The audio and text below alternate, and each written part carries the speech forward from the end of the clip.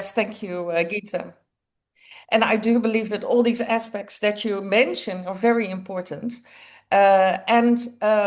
Also right now in this time and space, and we heard, 60, 70, our age that we're in. For me, I'm 66, is still a moment that I can create, that I can build new things and also make decisions. And that is something that I did last month to, you know, cut a little bit off there to be able to like have more attention to other things. And that is also, with Lynda. She is also a creator, and I love that about her. She is launching a new concept right now, and that is why I also want to include her in these wisdom well conversations. The first time we met, Linda, was actually in South Africa because Mhm. that's where you're from. When we had our Female Way of Change conference there. And after the conference, we first traveled around and then went back to Johannesburg, and that is where we met, and that was really fantastic. So that is already going back a couple of years. So that was 2018, 2019. It was. Yes, wonderful. Okay, so Lina, I'm just going to give you the floor.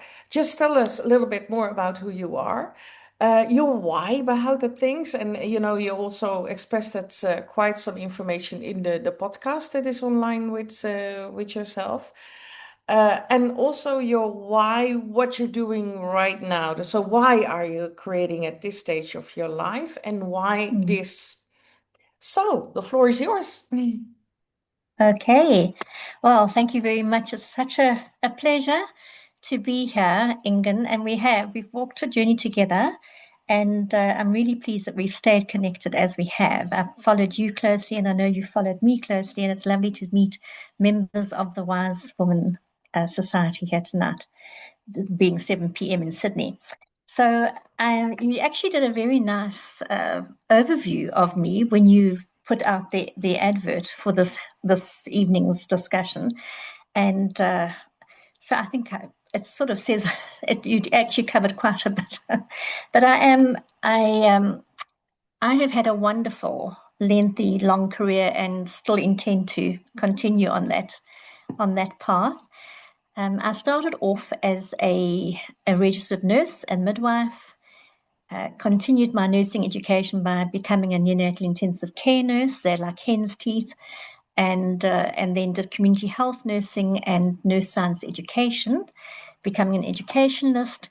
And then I stayed in the nursing profession for 25 years, got to the top of my game, being a chief professional nurse in charge of a medium-sized hospital, 275 beds.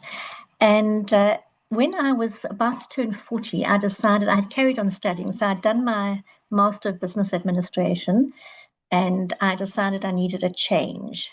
And at that time, Walter Sisulu had died, and the Sisulu family were approached by the group of hospitals that I was working for to ask if they could use his name and attach it to a humanitarian cause and start a foundation in his honor. The group of hospitals didn't actually know at the time that they asked this permission what they were going to attach his name to. And that's when they came knocking on my door, because I had done 3 years of marketing and media communications for the group, still staying close to my nursing roots. And they recognized the potential that this is maybe something I could run with.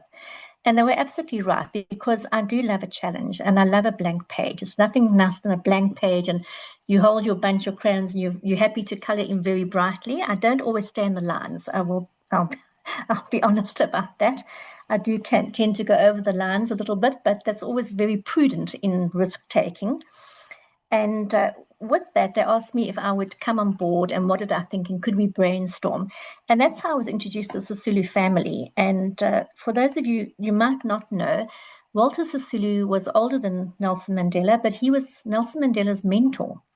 And Nelson Mandela actually married Walter's cousin, so they were related by family. And so along with getting to know the Sisulu family, Nelson Mandela agreed to be the patron of this nonprofit organization that I set up. So I had a blank page and I set up, and that we chose to work on children with cardiac disease because on the continent of Africa, cardiac disease is not a communicable disease. So it's not something you catch. So it wasn't having money thrown at it like HIV or malaria, which the continent still has. So we actually championed children with heart disease because on the continent, what we found and my research showed was that it was contributing, the number of deaths in the under 5 age group of children on the continent was contributing to the under 5 mortality rate, but they weren't being listed as cardiac diagnoses because they were either misdiagnosed or they died undiagnosed. So I set about, as I would do with a lot of gusto and a lot of just believing this is a worthy cause, threw my energy into it. It was a fantastic project to actually get running and start up. And it also, I found, was a very easy sell because it's very emotional, emotive. Children with heart disease don't live beyond their 3rd birthdays. And so I got it up and established. I had three missions, or 3 goals that I wanted to achieve. One was obviously service delivery and patient care, to bring the children down to Johannesburg from the continent of Africa, and I succeeded in bringing children from 24 different countries down, but also to start developing the staff in those African regions because there should be regional facilities. I understand cardiac and treatment of anything cardiac is very expensive, so it wasn't feasible to have a center in every country, but to have surgical hubs. So I set about training 2 doctors from Ghana, and we created a surgical hub in Ghana so that the West African children with heart disease could go to Ghana.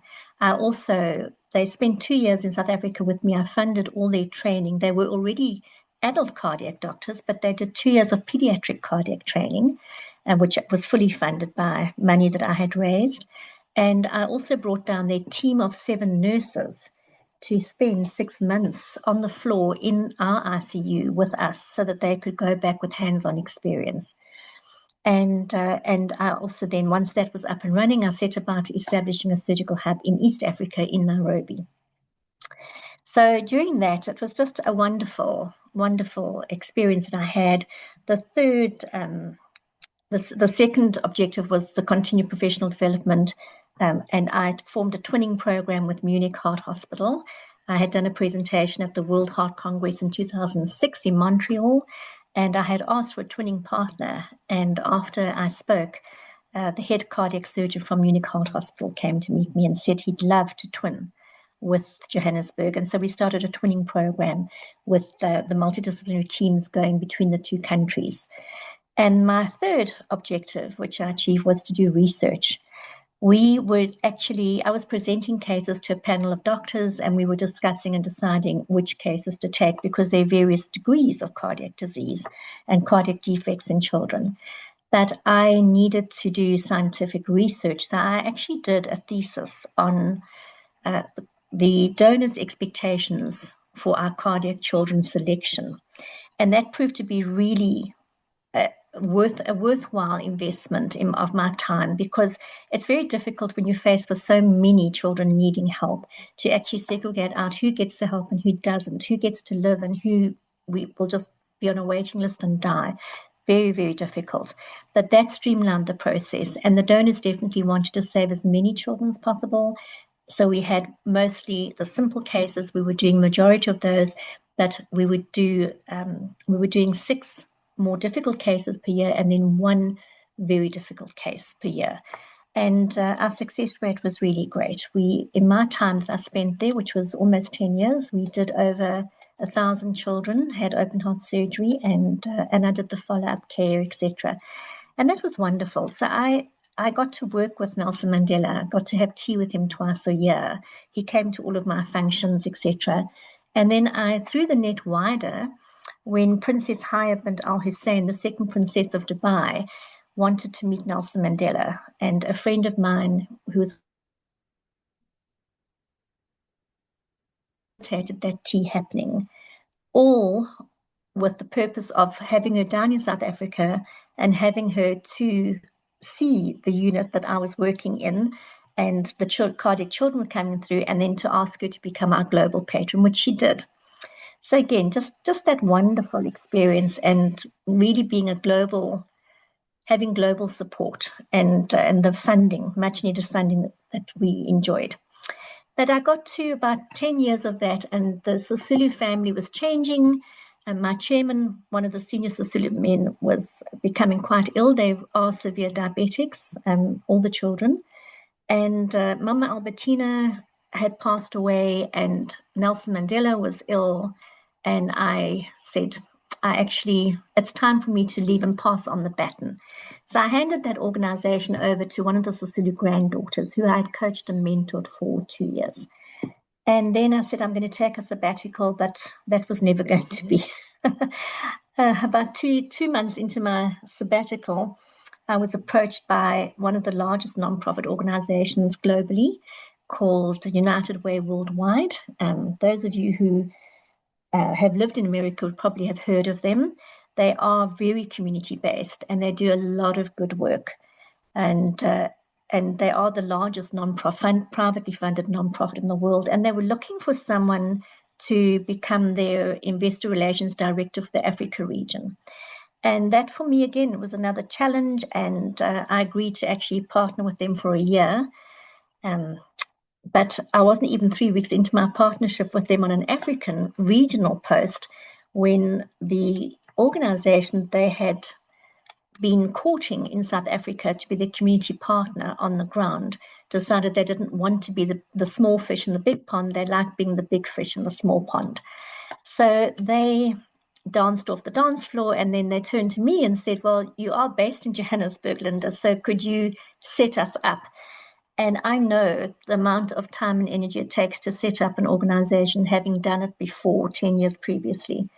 But I had said, I felt committed, and I did that. So I set them up in Johannesburg and got them launched there and whatnot. And then I decided that I'd done my bit there, and so I stepped back from that.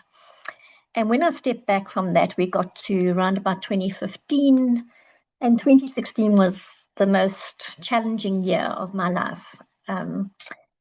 I started the year with a full knee replacement. I have osteoarthritis in both knees, largely because of a lot of contact sports when I was young, and it was preempted. I had a very bad car accident, and I banged up my left knee very badly. So I had a full knee replacement in the January. In the February, my mom, 82 years of age, died of cancer, totally undiagnosed until 2 weeks before her death. My daughter, my only child, got married in 2016 and left the country in pursuit of international travel and then settling in London. And my marriage had been limping along for quite a few years, and that all came to a head. And so I got divorced in 2016 as well. I also started my own coaching company in 2016 because I thought, well, what's next for me? Where do I want to go? Where do I want to put my energy? And I had always informally coached and mentored. So I decided to formalize my coaching through the University of Pretoria, and I did neurocoaching, neuroscience backed. It spoke to me and my medical roots. And I do like to have the scientific evidence of everything. And then I started, and I moved house and just started over, another blank page.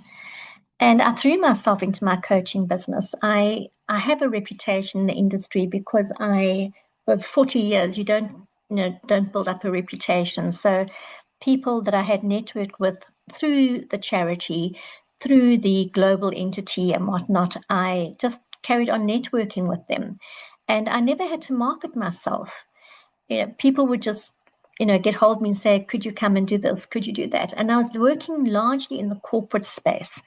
So corporate leadership development, dealing with complex situations, a lot of companies, especially from the 2020 situation, lots of change happening and companies needing to, have their employees and their teams, have someone, a sounding board that they could talk to confidentially, that could work with the leaders, work with teams, but also to actually bring about interventions within the organizations to promote, break down the barriers of so much ambiguity happening, trust was decreasing and transparency was disappearing, and people felt they were looking over their shoulders, and people started to work in silos, and teams within organizations were working in silos. And I navigated all of this, and I loved every minute of it.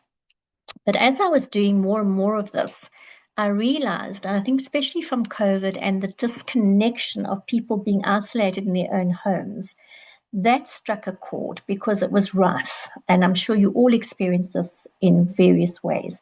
But in corporates, everybody in South Africa, we went into hard lockdown, so no one was allowed out. The companies just shut shop and everybody was working from home. And I was working a lot with executives and C-suite level executives where they didn't know where the off button was. They were sitting in front of their computers 24 hours a day because if they weren't in front of their computers, they missed stuff coming through. And if they missed stuff coming through, how could they prove they were still worthy, they were still strategic in the companies, in the organograms and whatnot, and they all had to scramble to re-strategize because the 2020 strategy went out the window within weeks. And I realized that there was such a need for people to be able to connect on an emotional level, but companies weren't worried about how people were doing emotionally. They were just worried about what's our new strategy, how are we going to survive this. I was working with one of the big 3 healthcare industries in South Africa called Life Healthcare, and it was their executives that I was asked to coach, and they actually had a new global CEO. People were thinking, how's he going to view us? Now we're all sitting in our homes, and their internet was hacked, which was hugely problematic.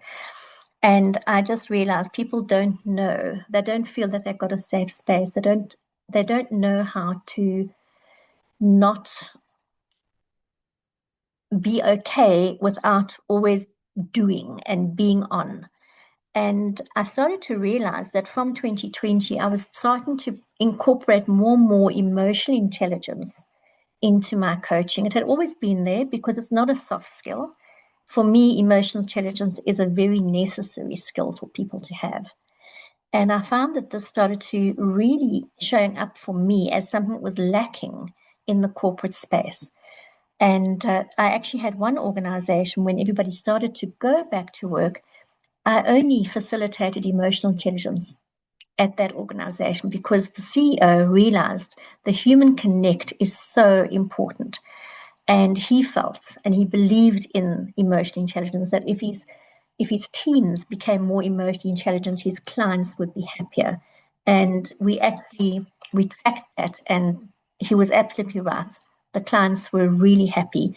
The more and deeper the emotional intelligence of the teams were, and even the setting in the office and conflict, that just dissipated, and the feedback, people stopped being scared of feedback. It was so emotionally intelligently approached, as it should be. So I found that, and I started to integrate wellness into my coaching as well. So I found I was going back to my roots of 40 years previously, and starting to incorporate wellness into my coaching as well. So Standard Bank, one of the big banks in South Africa, 4 years ago, they wanted to start a wellness program, and I worked with them on developing that. And I'm still coaching their executives today on wellness. And they really have embraced it. They actually opened up to all of their managers, and now they've done all the senior managers and all of their execs. They're now opening it up to their middle management teams. And I think that's wonderful because the people definitely, the coaches that I have had, they felt they've been seen, they've been heard, and that their issues are being addressed. So that's sort of brought me to where I am now. In the meantime, that's all professional. On a personal level, and everything, happens side by side in parallel. After I got divorced in 2016, I really, as I say, threw myself into my coaching practice and loved every minute of it. I was doing coaching, I was doing consulting, I was doing facilitation. I lived on my own with my big old golden retriever, my handsome Hamish, who was my wonderful companion till his death in 2023. I didn't shut myself off to relationships, but I do tend to grieve. even though it was a loss that I wanted. I didn't want to stay in the relationship. It had been an abusive relationship. And I think it's something that we, especially when you are the type of person I am, and you can all relate to this, being leaders in your own lives and leaders of organizations and whatnot, you don't actually want to admit that this is abuse. And it took me quite a while to label it as abuse. But I was being shouted at on a daily basis when I got home. I was being ignored for a week, at least once a month. And when it came to one incidence of physical abuse, I called it what it was. And I realized I should have left a long time ago. But I left then, and it was a good decision for me. And I was on my own, and I was happy on my own. And I have a very strong circle of friends. I have a very supportive family. My daughter was in London, but she was there for me at the end of a phone call, and I grew. I just grew, and I blossomed. I blossomed in my business, and I was open to meeting people. A lot of friends, well-being and whatnot, wanted to introduce me to people, and nothing resonated with me. I'd go for a dinner or I'd go out for a lunch or something, but I didn't find anybody that really gelled with me or someone that I really connected with until December 22. Kate and Gary, my daughter and her husband, had moved from London to Sydney and set up home on the northern beaches in Sydney. And I came over for a holiday in December 22. And I met a wonderful man called Scott, who's now my husband. And his daughter is living in Sydney and very close to my daughter. And we would just walk the same walks, on a daily basis. Kate and I would be walking her dog, and I'd be going down to the beach, and we just connected.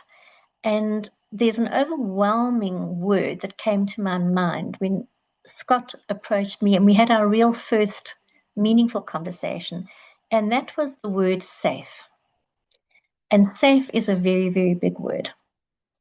When you unpack the word safe, it goes in all sorts of directions. And for me, being with Scott felt safe. So for me, having lived in a 22-year relationship that was not safe for me, because the abuse actually started on my honeymoon, and I stayed 22 years. And at work, as much as I was high flying, and I loved everything I was doing. I was hugely successful at it. There was accolades, there were affirmations, there were these international meetings, setting up partnerships abroad, and loved it. I was being affirmed on so many levels, but I wasn't being affirmed at home.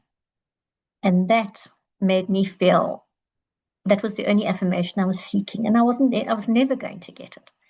But with Scott, when I met him, he just felt like a safe space for me. And I never realized until that moment how big a word safe is for me. I was safe to be me.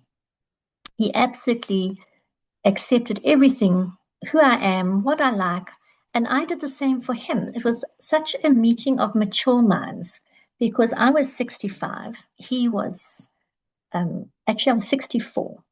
I was turning 65, and he was 67, turning 60. He just turned 68.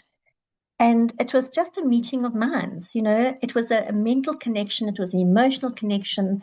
There was physical attraction. And we actually ended up spending, the first real conversation we had was about 11:30 one morning. And at 10 o'clock at night, I eventually went home. I had my daughter WhatsApping me, "Mom, where are you? Are you okay?" And of course, I had been letting her know throughout the day where I was and who I was with, but she was quite intrigued. "Who is this man? You don't know this man. Where are you now?" And we had just moved. We met in Church Point, and we had lunch, and then we said, "Would you like to go catch a ferry and go down to what's Manly Beach?" Ellen, you might be familiar with it, being from Perth.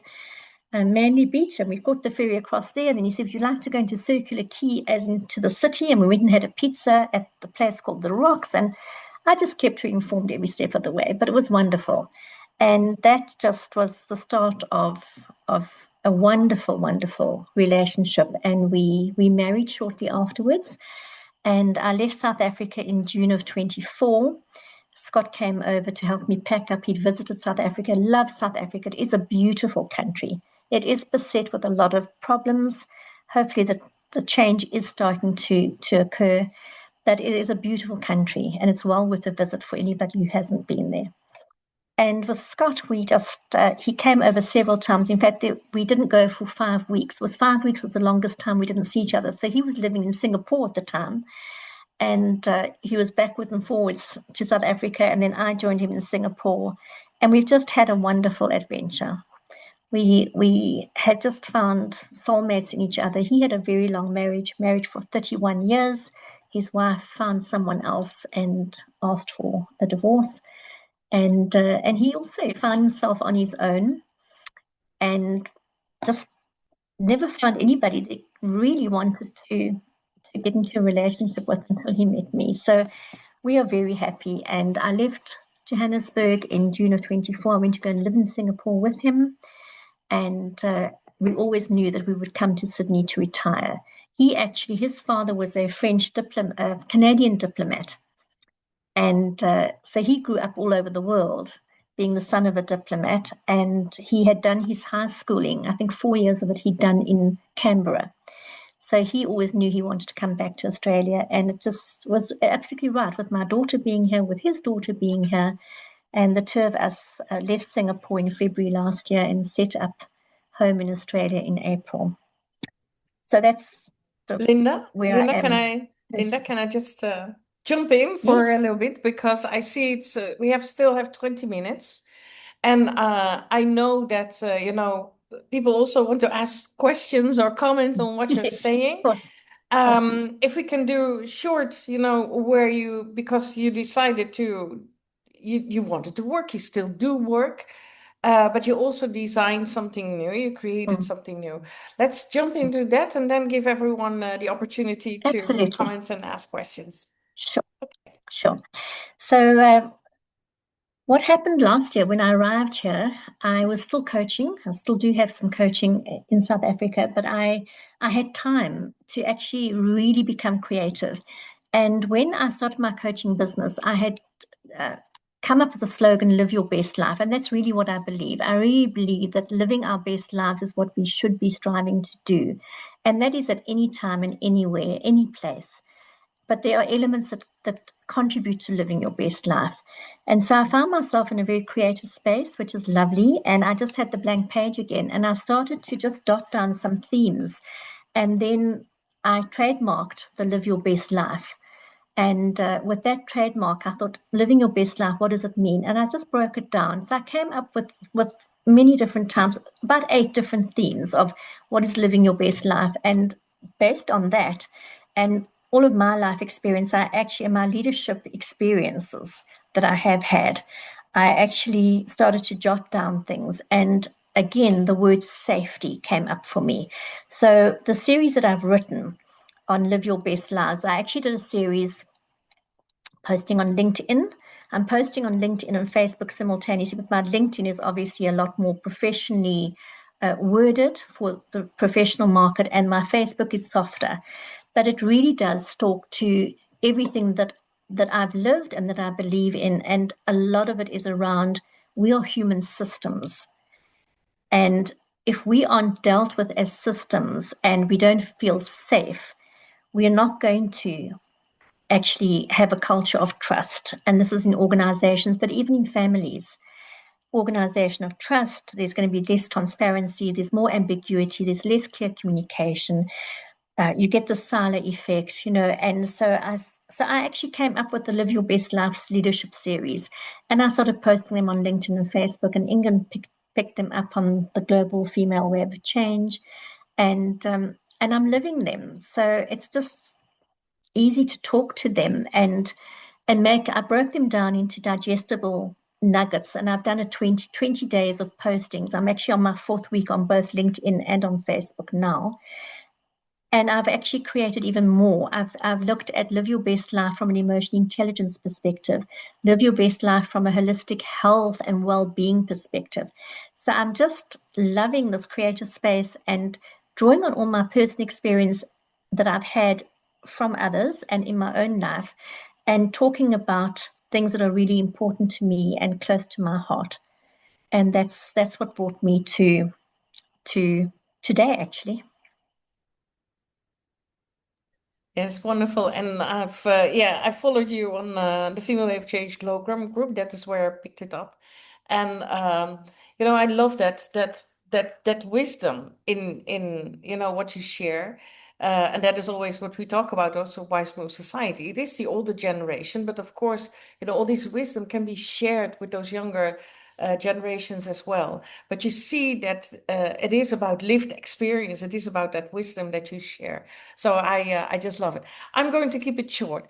I'd love to if others want to jump in, comment, or ask you questions.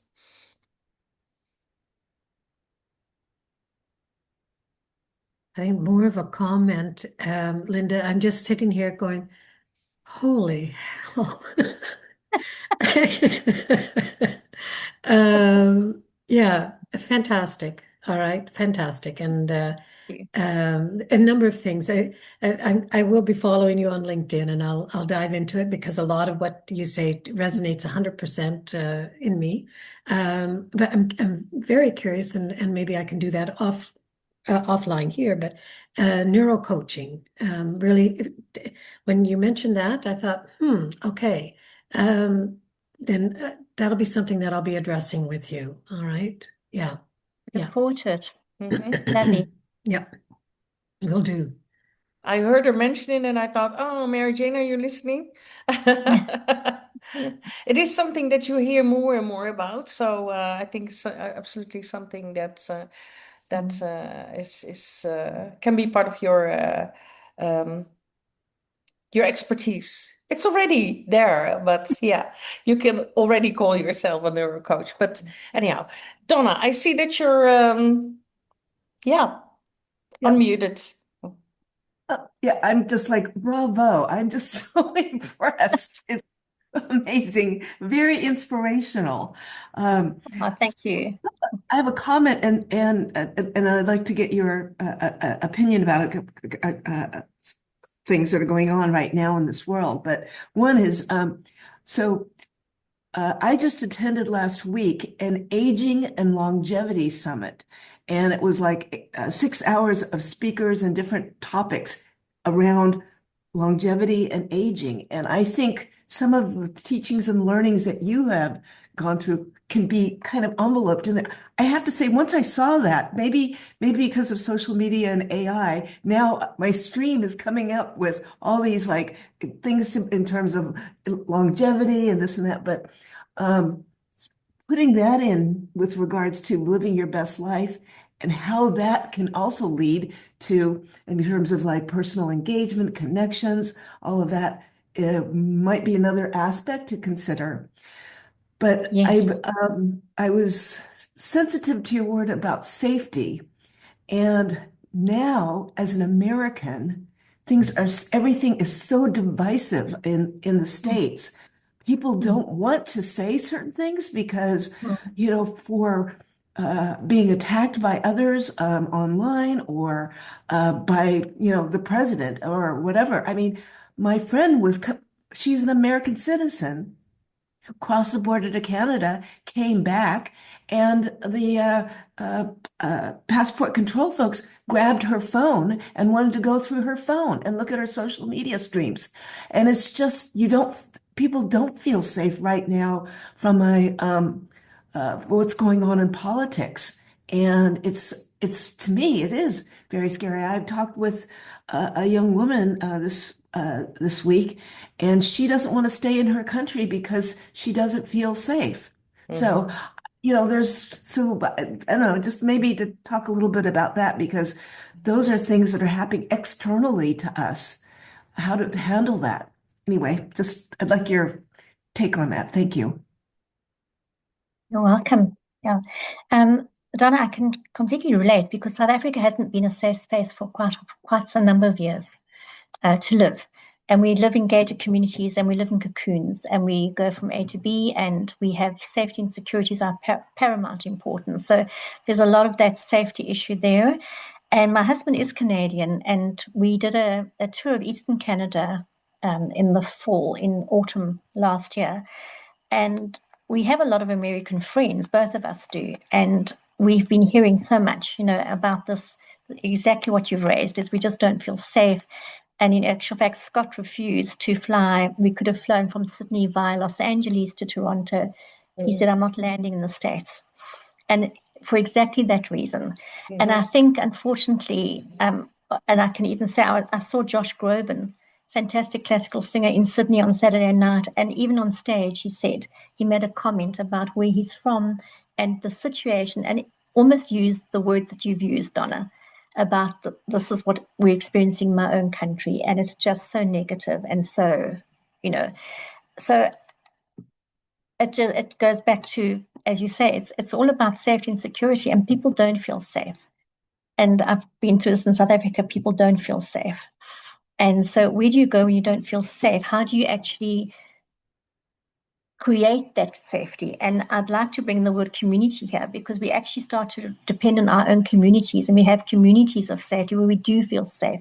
And Alan, too, if he's still on Al, the sense of community. And so what I started doing in South Africa was fostering a sense of community within my own group, within my family circle, within my friend circle, and within my colleague circle. And safe spaces where you just know. And as I say, when I started to facilitate the emotional intelligence, only through emotional intelligence can we start to live lives that we are living intentionally, on purpose, with mindfulness and with emotional intelligence. And the more our self-awareness increases, the more we actually realize change is necessary. We can't keep living in this, or almost we become crippled with fear, and you're too scared to say anything. But that's happening. It's pervasive. And I found that in the corporate space, people are just too scared to speak up in meetings. People are too scared to talk in communities, and it's a real life situation in America where phones are being taken and social media is being looked at, and it's just not safe. And I think it's terribly sad. And I know from my life in South Africa, we were all praying for democracy when Nelson Mandela was released from prison and he took over, and he said we are a rainbow nation. The 1994 elections, we turned out, we were there en masse. We were waiting, queuing to vote. We so readily believed in this wonderful rainbow nation, and this was a salvation South Africa needed. And he ruled for 4 years. He didn't stand for a second term as president. And the ANC moved in, and we still had faith. We thought, with him at the helm and under his careful watch, democracy will be wonderful. And it just proved to be the absolute opposite. And our country has been beset. We've got the highest level of violence we've ever had. We've got domestic violence, gender-based violence. There are, on average, I think the stats are about 73 murders a day that are unsolved. The police system is broken, the education system is broken, the health system is broken. So when it comes to talking about, nationwide, it's lawlessness. And I listened to everything that's being said about America, and Scott and I discuss it. And as I said, we've got friends. It's not just America. I think we really are on a global scale here, because all around the world, there are things like this that are happening that should never be happening in this day and age, but they are. I woke up just going back. Sorry? I woke up to the headlines of what's happening in Iran right now. And I mean, that's physical safety. I mean, Americans are trapped in hotels and in the surrounding countries. there was Mm. no notification. They can't get a hold of the consulates, embassies, because they've shut down communications because they don't want people to all be in one area because they're concerns of being a target. It's just oh, dark times. It's Very very dark time. hard. It's Mm. very hard. This is now Mm. physical safety of like your Mm-hmm. life compared to Mm. even what we were just talking about, what you say or how you say it, and Mm. any from a retribution perspective. It's Mm. yeah, it's very difficult times right now. And Do anyway, we, yeah, do we perceive safety or do we perceive things differently when we age? My idea is, especially when for me as an aging person, I feel more and more that it is not just my safety. I feel responsible for, I think that is where, first of what it's kind of small. You feel, you want to feel safe. But now more and more, this whole feeling of safety, it's getting bigger and bigger, and you feel responsible that everyone should be able to feel safe. And yes, it's now the war in Iran. It's crazy what is happening there. By the way, Trump has been mentioning quite some time that something was going to happen. Yeah. So I am surprised that so many people are surprised, Donna. He did talk about it yeah, for, I don't know. for But it's not necessarily they're well, it's not just Americans, but others. They're yeah, trapped in yeah. these hotels. Yeah, They're going absolutely. on their But yeah, honeymoon. that's I happening. mean, And in the United States, it's happening. Since 1 week, we have an openly gay prime minister in the Netherlands. He gets at least 200 homophobic messages per day. uh, It is about the acceptance. It is about, how do we tolerate each other, the whole How do you live side by side? polarization. I loved it when you mentioned it, Save, and I thought, oh, this is a big topic. Yeah, Mm. it's It is. huge. I went to Los Angeles my last trip. I carried my passport around to make sure that if I got stopped, I could show that I was a U.S. citizen. I mean, Mhm. I never had to think about that before. That's awful. Anyway, It sorry, really it's is. just like It's it's really very, awful. Yeah. very And that sensitive is, yeah, it is a sensitive I thing. just now. maybe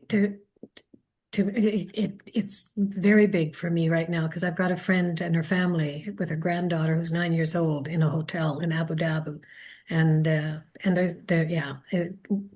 Luckily, she still has contact with via Facebook, so we're keeping up to date on what's happening.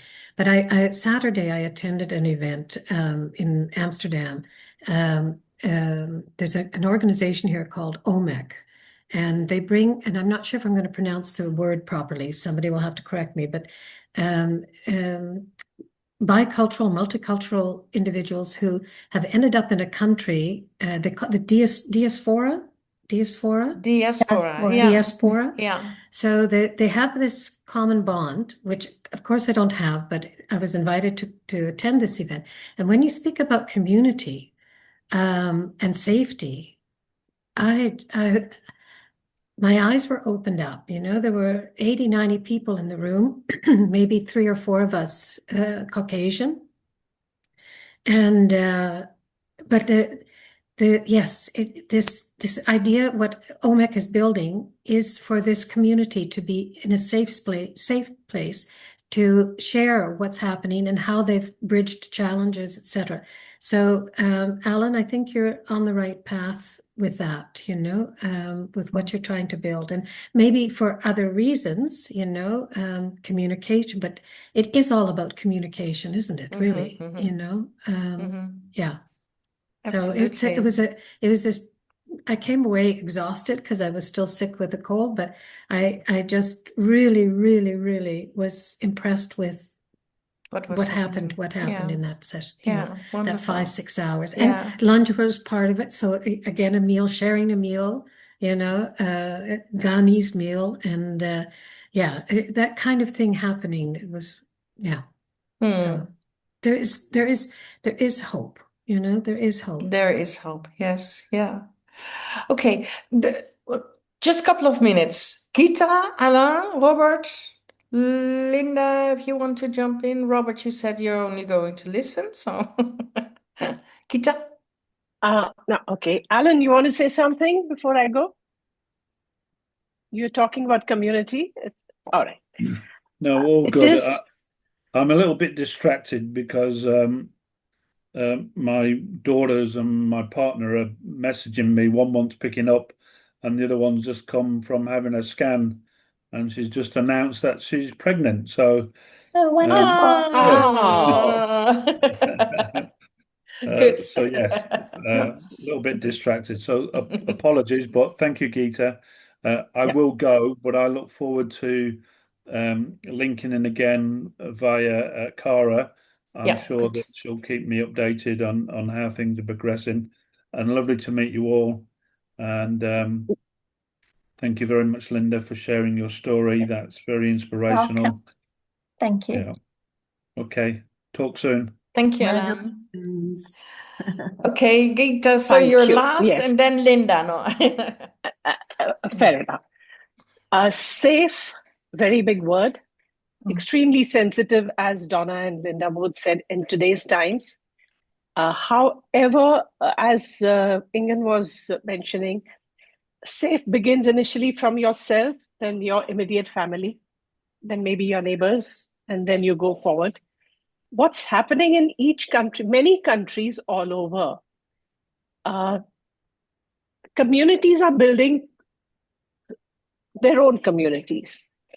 But Mary Jane, in case you went yesterday, where you went and you said there were a whole lot of communities which had gotten together.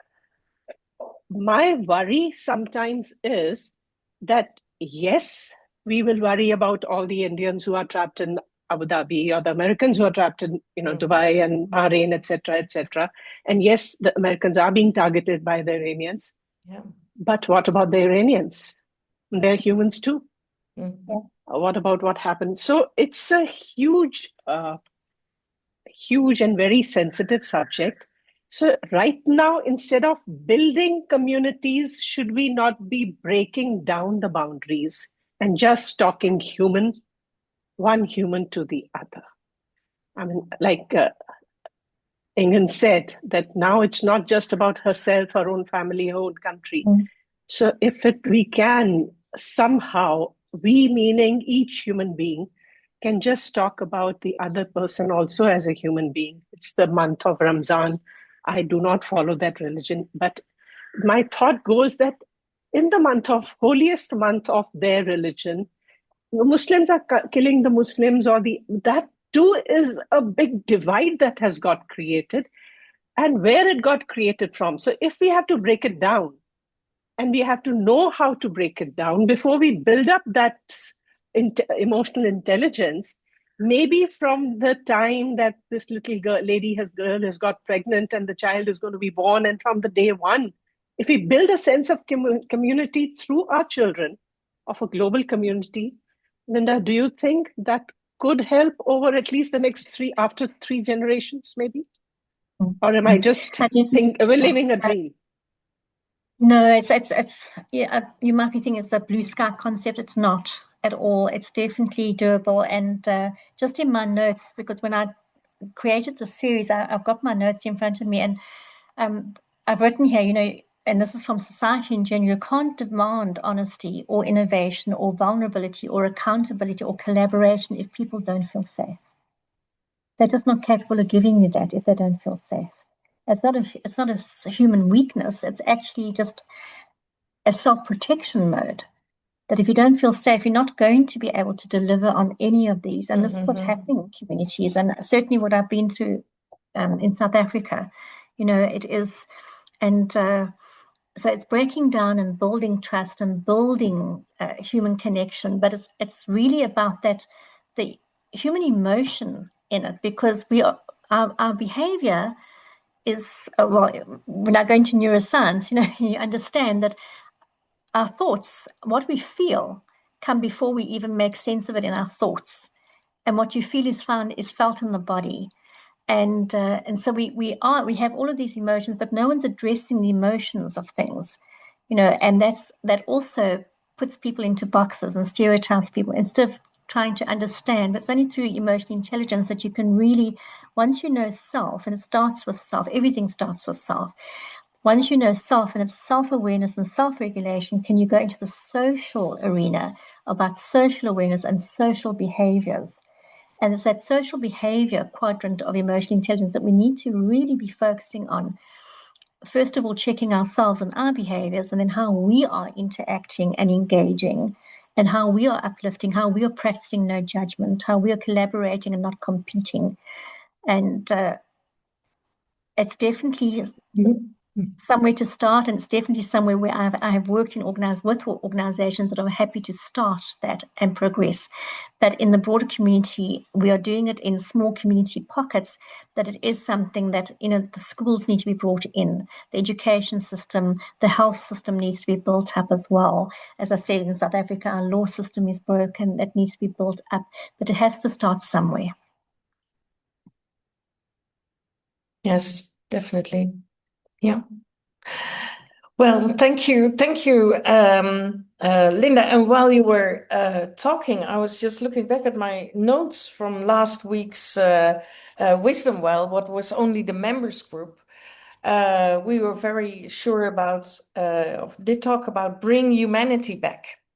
And, and I think that yeah, it's bring humanity back. It's moving more in deep conversations, really honest. You need to create that safe space to have these conversations.